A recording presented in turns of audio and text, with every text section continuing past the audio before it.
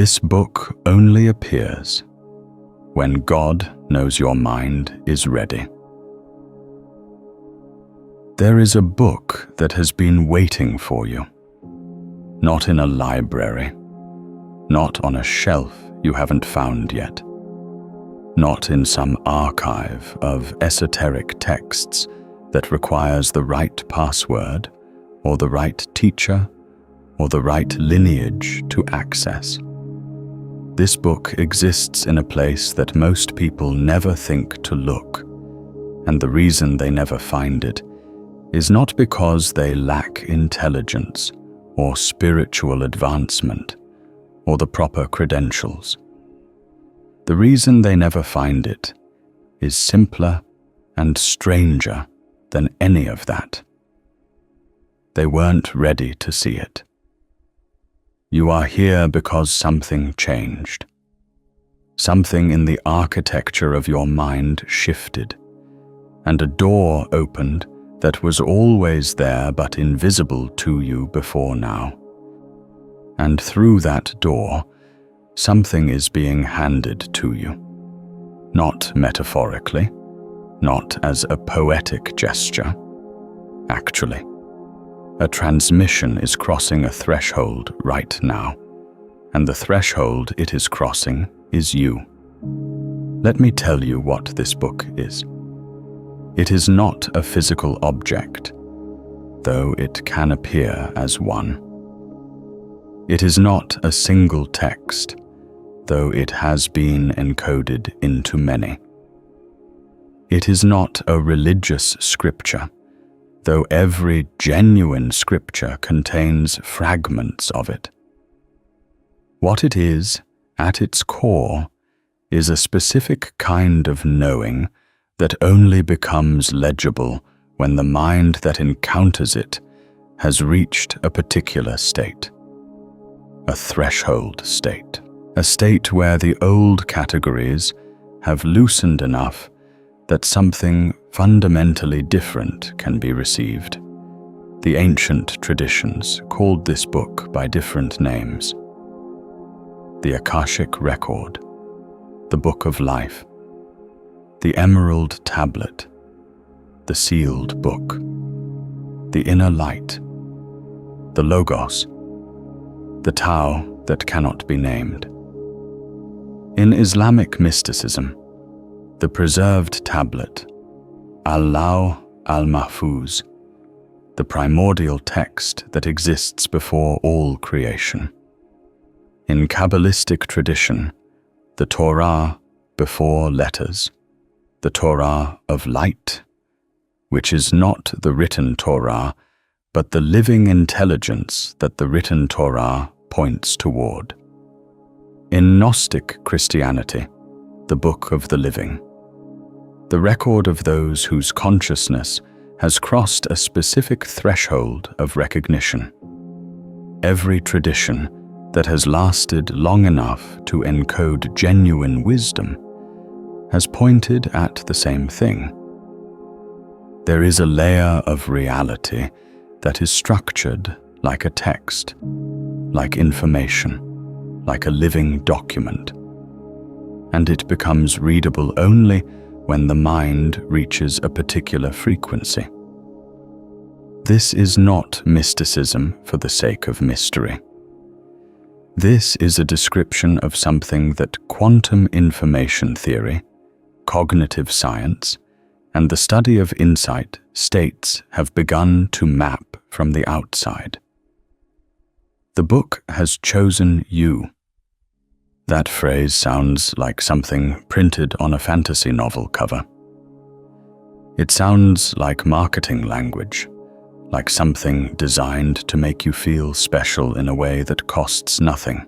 But strip away the theatrical framing, and what remains is a precise description of a real phenomenon. Certain kinds of knowing are only accessible to minds in certain states. The information was always there. What changed is you. And the fact that you changed The fact that your mind reached this particular threshold is not random. It is not accidental. It is the result of everything you have lived, everything you have questioned, every night you spent in that space between certainty and confusion, where something deeper starts to move. You didn't stumble onto this transmission. You arrived at it. So let's talk about what that means. Let's talk about the actual mechanics of why a book, a transmission, a layer of knowing, only appears when the mind is ready.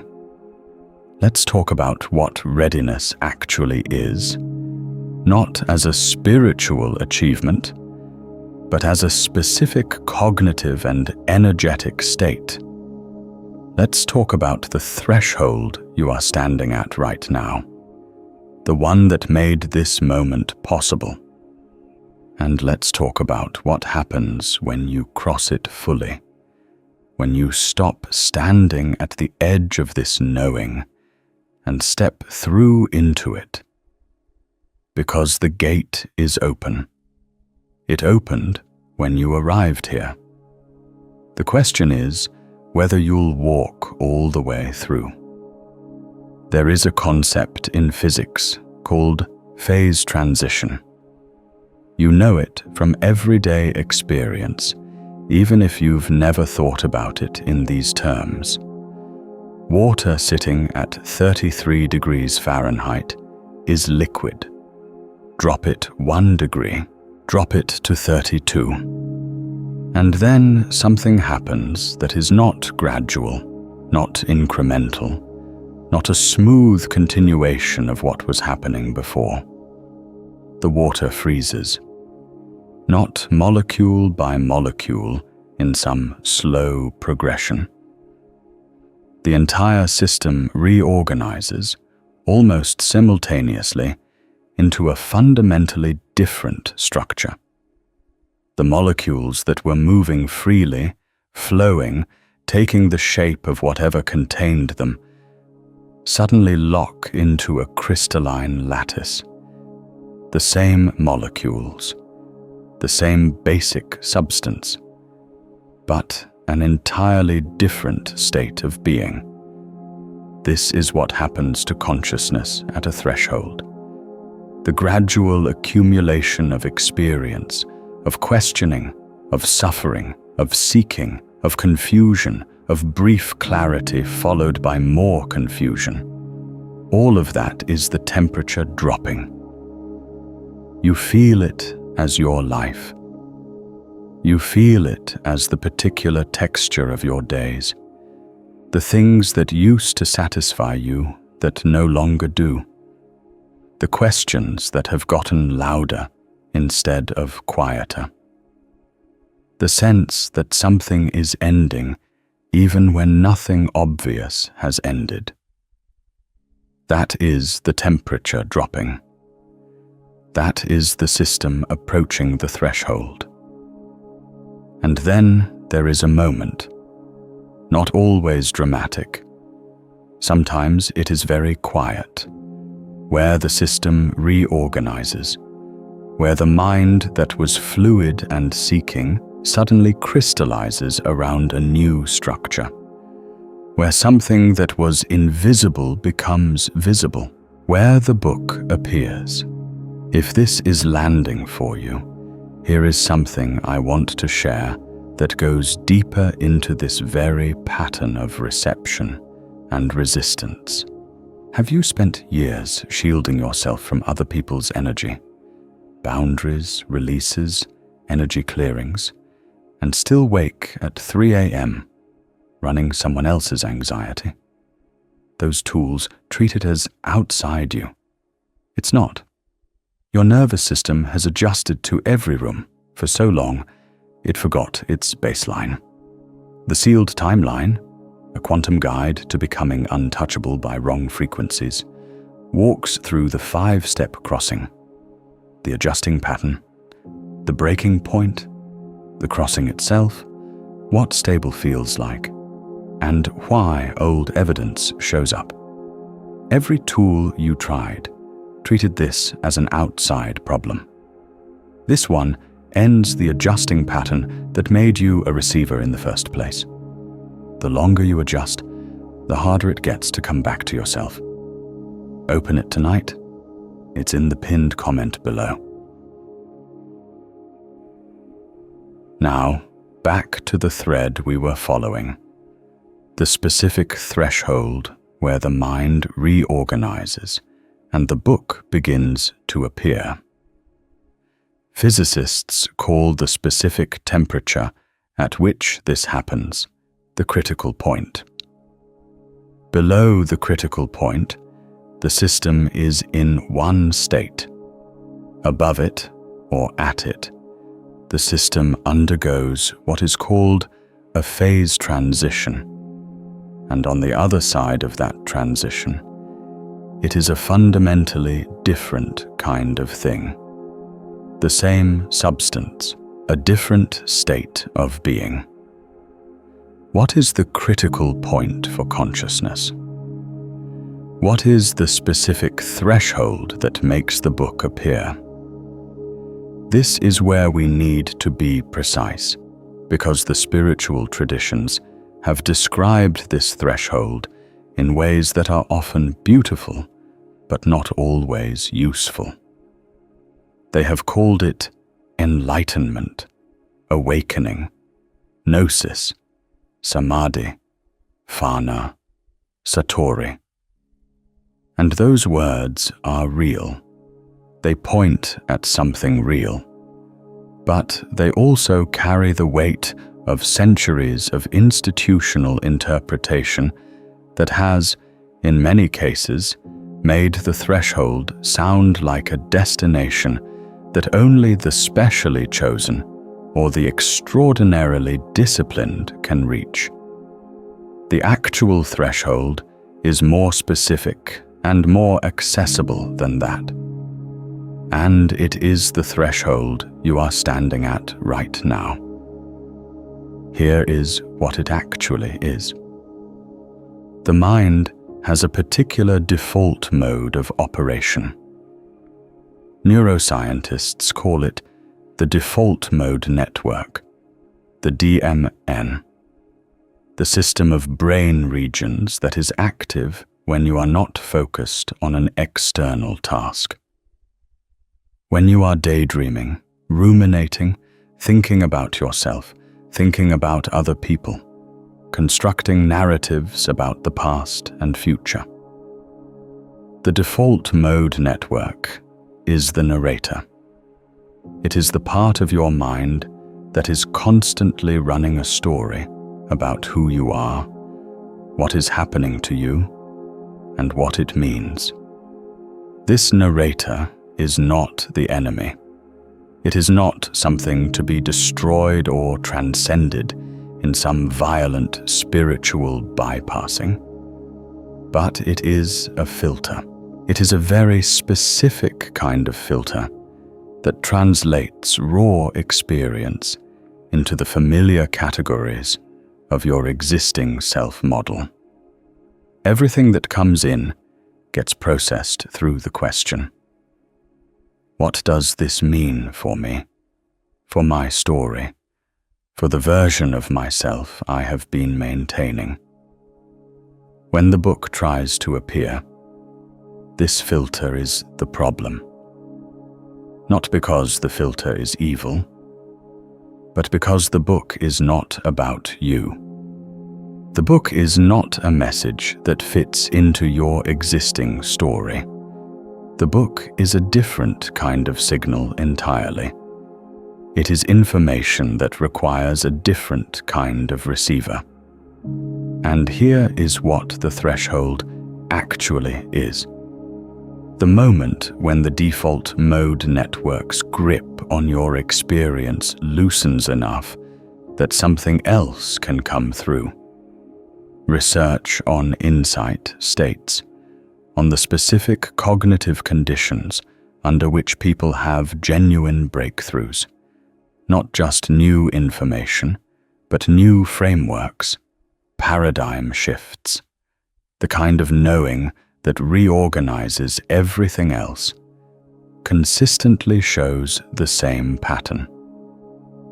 The breakthrough does not happen during focused, analytical effort. It happens in the moments when that focused effort relaxes.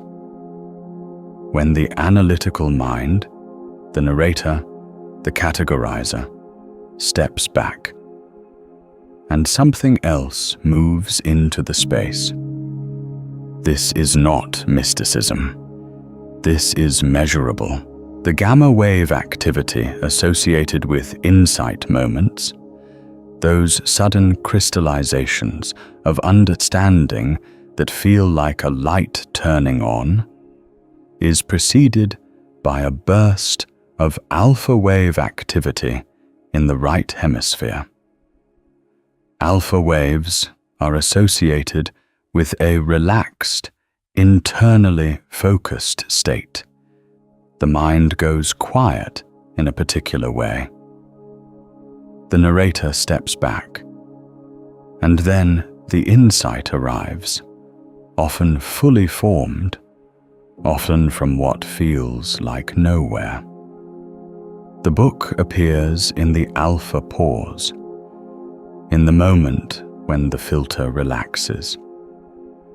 But here is the deeper layer of this, the layer that the neuroscience describes but does not fully explain. The insight that arrives in that moment is not generated by the brain in the way that analytical thought is generated. It arrives. That is the phenomenological description that people consistently give. It arrives from somewhere. It feels received, not produced. The mystics said the book was written before you were born, and you are simply learning to read it. The cognitive scientists say the insight arrives from outside the current frame of the analytical mind. They are describing the same phenomenon from different angles. And what both descriptions agree on is this: the book, the insight, the transmission, the knowing, is always there. It is not created in the moment of reception. It is received in the moment of readiness. The readiness is the threshold. The threshold is what you are crossing right now. I want to tell you about a man named Nikos. Nikos was a translator, not of languages, though he was that too, but of ideas. His particular gift was taking complex philosophical and scientific concepts and finding the language that made them accessible to people who had not spent years in the relevant academic traditions. He was good at this. He was very good at this. And for a long time, that gift felt like enough. He had a library, a real one, not a collection, but a library, floor to ceiling in 3 rooms of his apartment, organized in a system that only he fully understood. He had read most of what was in it. He had translated some of it. He knew the landscape of human thought, the way a cartographer knows a terrain, in detail, with precision, with the particular pride that comes from having mapped something vast. But there was a book he kept reaching for that he could not find. He knew it existed. He had seen references to it in the margins of other books. Footnotes that pointed at a source he could never locate. Quotations that seemed to come from something he had never been able to identify. concepts that appeared fully formed in writers he admired, without attribution, as though they had arrived from somewhere that could not be cited. He spent years looking for this book in the ordinary way, in archives, in rare book collections, in the catalogues of libraries that specialized in esoteric and philosophical texts. He found many extraordinary things in that search, but not the book. And then one year, something happened that had nothing to do with his search. His mother died. Not suddenly, but after a long illness that had required him to be present in a way that his intellectual life had not previously demanded. He sat with her for months. He stopped reading. He stopped translating. He stopped the constant internal commentary that had been the background noise of his mind for as long as he could remember. He just sat. He just was present. He just allowed what was happening to happen without immediately translating it into language or concept or meaning. His mother died on a Tuesday morning in early spring, and in the weeks that followed, in the strange stillness of grief, in the particular quality of silence that comes after a long vigil ends, Nikos found the book. Not in a library, not in an archive, not through any external search. He found it in himself, or rather it found him.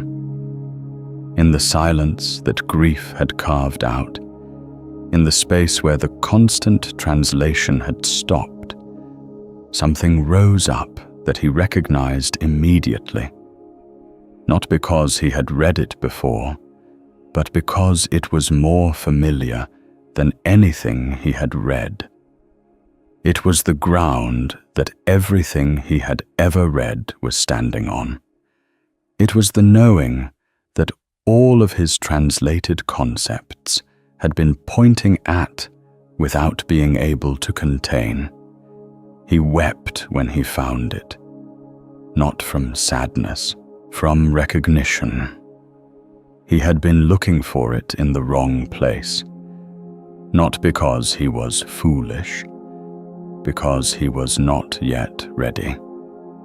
The readiness required the silence. The silence required the loss. The loss was not a punishment or a prerequisite in any transactional sense. It was simply what it took to quiet the translator enough that the untranslatable could come through.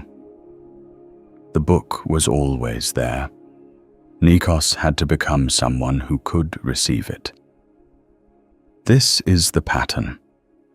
This is the pattern that runs through every genuine account of this kind of encounter, across traditions, across centuries, across cultures. The book does not appear to the most intellectually accomplished. It does not appear to the most spiritually disciplined, though discipline can create the conditions. It appears to the mind that has been quieted in a particular way, quieted by grief, by failure, by the collapse of a framework that was no longer serving, by the exhaustion of seeking, by the willingness to stop translating long enough to receive. The question I want to ask you now is this: what has quieted you? Not rhetorically, actually. What in your life, in the recent past, in the texture of your days right now, has created a silence where there used to be noise? What framework has loosened? What certainty has softened? What story about yourself has started to feel less solid than it used to? Because that is the temperature dropping. That is the system approaching the critical point. That is the book beginning to appear at the edges of your perception. And you are here, right now, because some part of you already knows it. If this transmission is landing for you, take a moment to like this video and subscribe so these explorations keep finding you. Let me go deeper into the mechanics of what the book actually is, because there is a specific claim being made here, and it deserves precision. In information theory, there is a concept called Shannon entropy, named after Claude Shannon, the mathematician who essentially founded the field in 1948. Shannon entropy is a measure of uncertainty, or equivalently, of information content. A message that tells you something you already know has zero information content. A message that is completely random has maximum entropy, but also no usable information. The messages with the highest actual information value are the ones that are surprising, but not random. The ones that arrive at the edge between order and chaos, between what you expected and what you could not have predicted. This is a mathematical description of what makes a transmission revelatory. The book that the mystics describe, The Knowing That Arrives at the Threshold, has this property in its most extreme form. It is not random. It is deeply ordered. But it is also completely surprising to the mind that receives it, because it is ordered in a way that the mind's existing categories cannot contain. It does not fit the existing framework. It reorganizes the framework. It is maximum information in the Shannon sense, not because it is chaotic, but because it is ordered at a level above the receiver's current model of reality. This is why the book cannot be read by a mind that has not crossed the threshold, not as a moral judgment, as an information theoretic fact. The signal is there. But if your existing model is not capable of registering the order in it, it will appear as noise. It will appear as nothing. It will be invisible. The threshold crossing is the upgrade to the receiver. The moment when the mind's model becomes complex enough, flexible enough, open enough, that it can register the order in a signal that previously appeared as noise. This is what readiness actually is. Not spiritual achievement, not moral purity, not years of meditation, though meditation can help. Readiness is the state where your model of reality has become capable of registering a new level of order, where the book's signal is no longer noise to you. And here is the extraordinary implication of this. The book has been broadcasting the whole time, every moment of your life. It has been there, fully present, fully transmitting. You were not able to receive it. Now you are beginning to. The Sufi poet Rumi wrote, in the 13th century, something that is often translated as, "I have lived on the lip of insanity. wanting to know reasons, knocking on a door. It opens. I've been knocking from the inside. This is the information theoretic description of the threshold in poetic form. The door was never locked from the outside. The receiver was always capable of receiving. The block was the model that kept insisting the door was external. When the model breaks open, the door opens, and you discover you were always on the inside. Now I want to talk about what is on both sides of this threshold, because this is important, because crossing a threshold without understanding what you are leaving and what you are arriving at is how people get lost in the crossing. On the side you are coming from, there is a particular kind of mind. It is a mind that processes reality primarily through existing categories. It takes in experience and immediately files it. This is like that. This confirms what I already know. This contradicts what I already know, and therefore one of us must be wrong. This is good. This is bad. This is meaningful. This is meaningless. The categorizing mind is not stupid. It is efficient. It is the mind that gets things done, that navigates the social world, that builds and maintains and plans. It is a necessary mind, but it has a ceiling. And the ceiling is this: it can only know what it already has categories for. It can refine its categories. It can add subcategories. It can become more sophisticated within its existing framework. But it cannot, by itself, generate a new framework.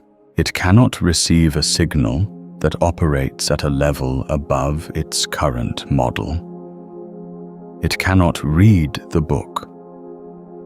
On the side you are moving toward, there is a different kind of mind. Not a mind without categories. That would be chaos, not liberation. But a mind that holds its categories lightly. A mind that can use a framework without being imprisoned by it.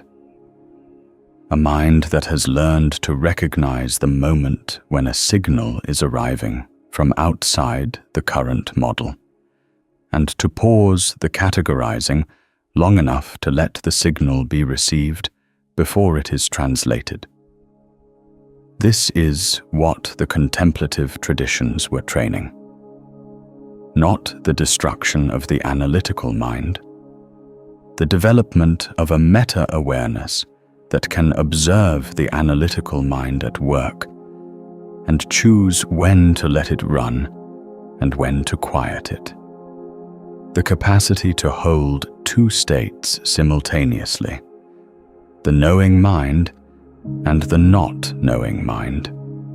The capacity to be, in quantum mechanical terms, in superposition, neither collapsed into the old certainty nor dissolved into formlessness. And here is what changes when you cross this threshold. Here is what is genuinely different on the other side. The book becomes readable, not all at once, not in a single dramatic revelation, though sometimes there are moments of dramatic clarity, but consistently, regularly. As a new baseline, you begin to receive, in the ordinary moments of your life, in the pauses between thoughts, in the quality of attention you bring to things you used to move past quickly. Transmissions that were always there and invisible. You begin to know things you have not analytically derived, not as a supernatural phenomenon, as the natural consequence of a receiver that has been upgraded. You begin to read the order in situations that previously appeared chaotic. You begin to sense the direction of things before the evidence has fully assembled. You begin to recognize patterns that operate at a level above your previous model. This is not psychic ability in the tabloid sense. This is what every genuinely wise person you have ever encountered was doing. They were reading the book. They had crossed the threshold where it became legible. And what looked like wisdom or intuition or extraordinary perception was simply the result of a mind that had learned to receive what was always being transmitted. The threshold you are standing at is the threshold between a mind that cannot read the book and a mind that can. And you are standing at it right now, not because of anything you have done perfectly, not because you have completed some spiritual curriculum, but because the temperature dropped, because something loosened, because the system approached the critical point, and you are here, at this moment, receiving this transmission, which is itself the book beginning to appear. I want to pause here and ask you something directly. Think about a moment in your own life when you knew you had crossed a point of no return, when everything shifted at once and there was no going back to the version of yourself that existed before.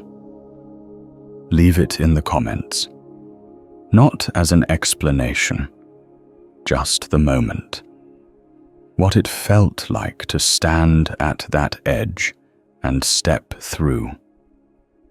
There is a practice I want to give you, a specific one, matched to this specific threshold. This is not a generic meditation. This is a threshold crossing practice designed for the particular gate you are standing at. The gate between the mind that categorizes and the mind that receives. Find a position where your body is supported and your spine is relatively upright, not rigid, supported and upright. Close your eyes or soften your gaze toward the floor in front of you. For the first few minutes, I want you to do something that will feel counterintuitive. I want you to notice your categorizing mind at work. Don't try to stop it. Don't try to quiet it yet. Just watch it. Notice how it takes each sensation, each thought, each flicker of inner experience, and immediately reaches for a label. This is discomfort. This is distraction. This is familiar. This is strange. This is what I should be feeling. This is not what I expected. Watch the labeling happen. Watch the speed of it. Watch how automatic it is.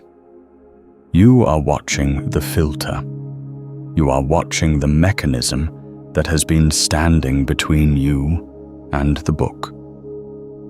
Now, without trying to stop the labeling, I want you to find the moment just before the label arrives.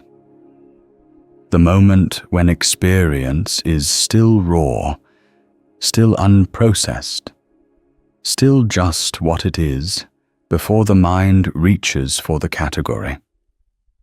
This moment is very brief.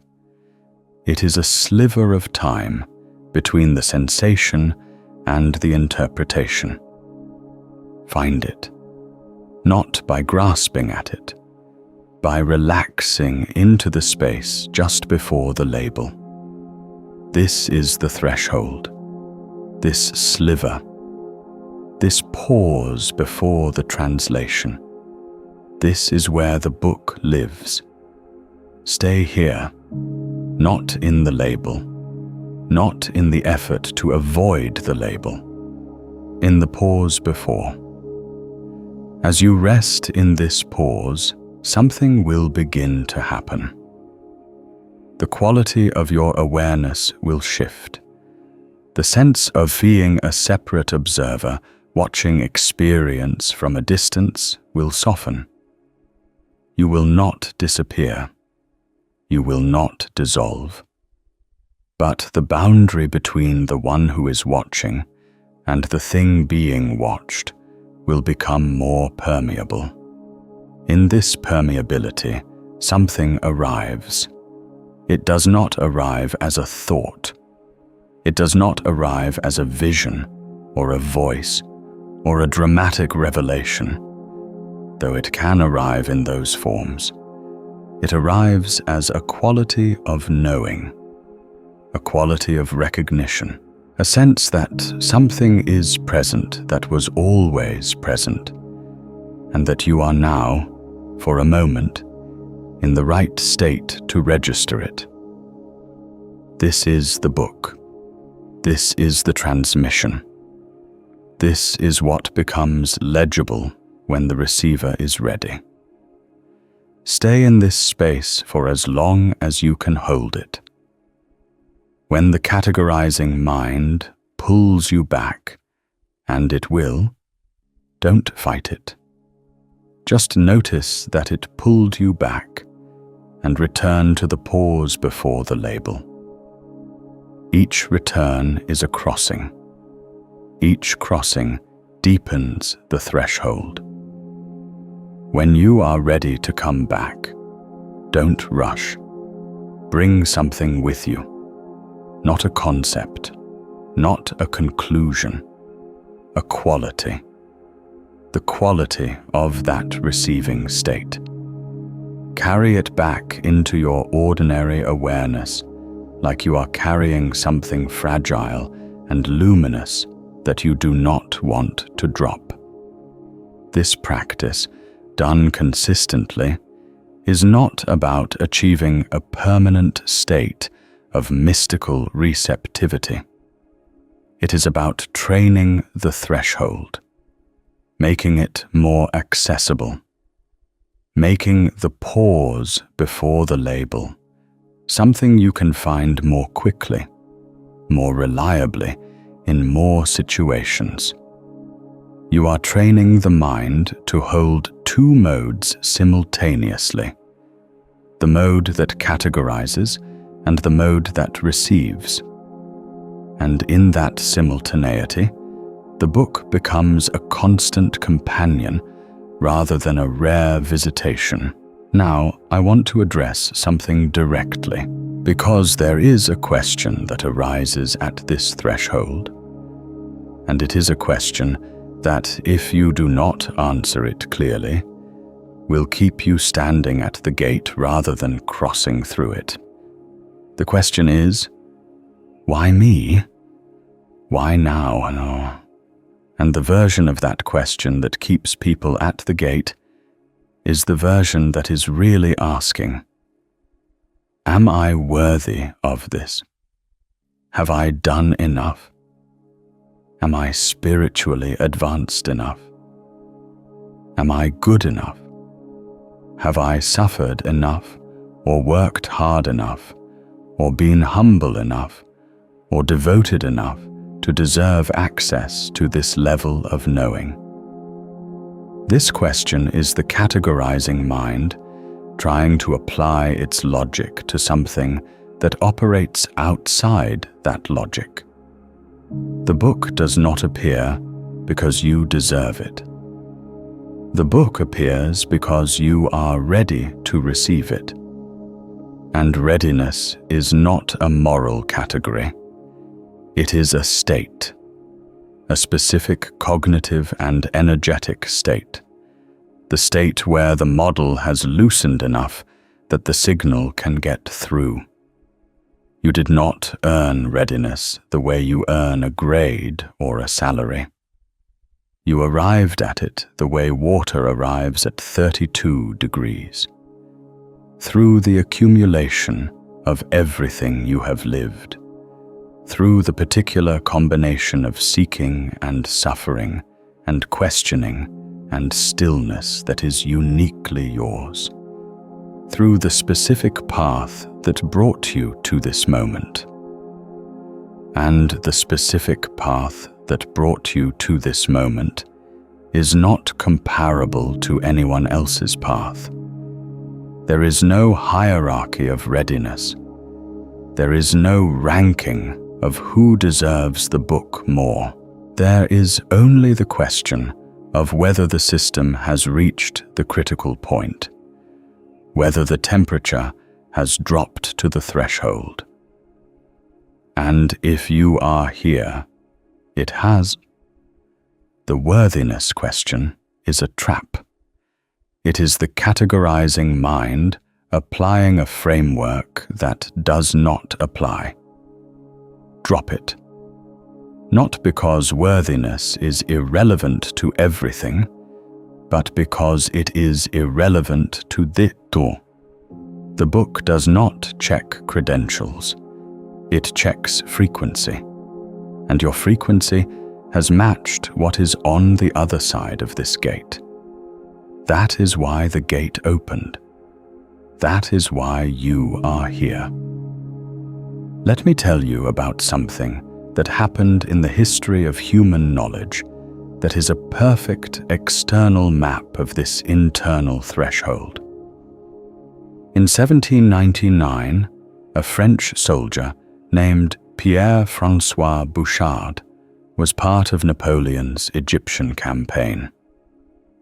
He was overseeing construction work near the town of Rosetta in the Nile Delta.